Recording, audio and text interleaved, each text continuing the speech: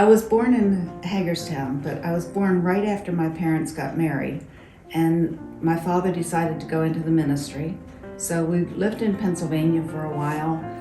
He was a pastor of 3 small churches up in Pennsylvania, and then in York, Pennsylvania for 7 years.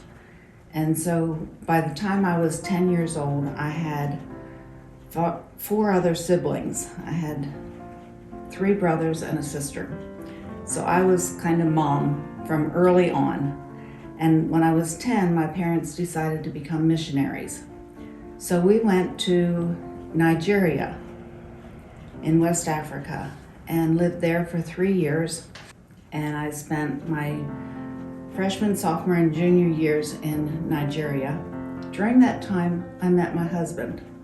His parents were missionaries from Germany, and they had been missionaries in Sierra Leone, and he came to Nigeria to go to high school. After I moved back to Hagerstown, that desire, after we left Boston and moved back to Hagerstown, it was important for me to I still had that desire to be a missionary. For me, it was important to still give back to the community in any way that I could.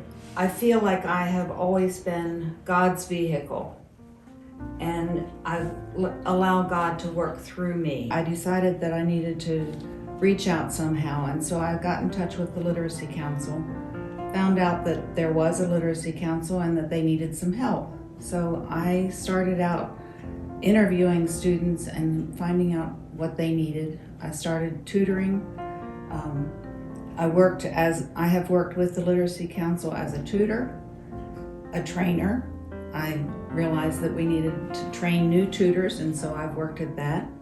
I've been a board member for many years, and in the last 2 years, I've become the president of the board of directors for the Literacy Council. One of the students that I really feel like I've made a difference in his life was a gentleman that I started tutoring early on, and I worked with him for several years. He didn't have a job when I first started tutoring with him, and he went from not having a job, working at a kindergarten level, up to being a supervisor for a cleaning crew.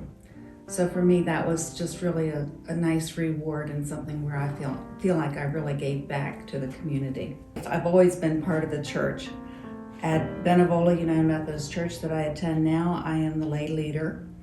I help to fill in and preach when necessary or when the pastor's gone.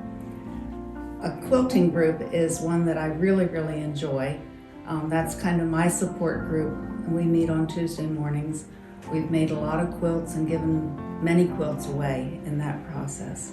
I'm part of choir at church and we have a food pantry called Katie's Cupboard at church, and I've helped with that. We've taken meals into Reach. Another organization that I've helped with is Habitat. I've helped with building the homes, and I got involved with that as we started the Apostle Build, which was a bunch of different churches that came together to build homes. I've also worked a lot with Volunteers in Mission.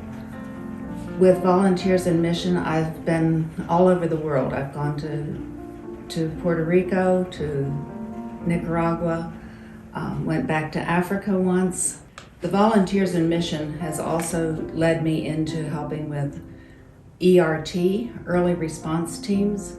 Those are the teams that go in and help do the cleanup right after a disaster. Most recently, I have helped with Sleep in Heavenly Peace. They are an organization that says no kid in my town will sleep on the floor. I give back because I feel like God uses me, and I want to be a vehicle for God to be able to use.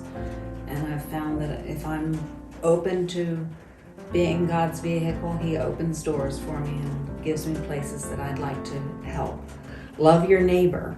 We've got to love our neighbors as ourselves, though. We need to take care of ourselves and be able to love everybody else.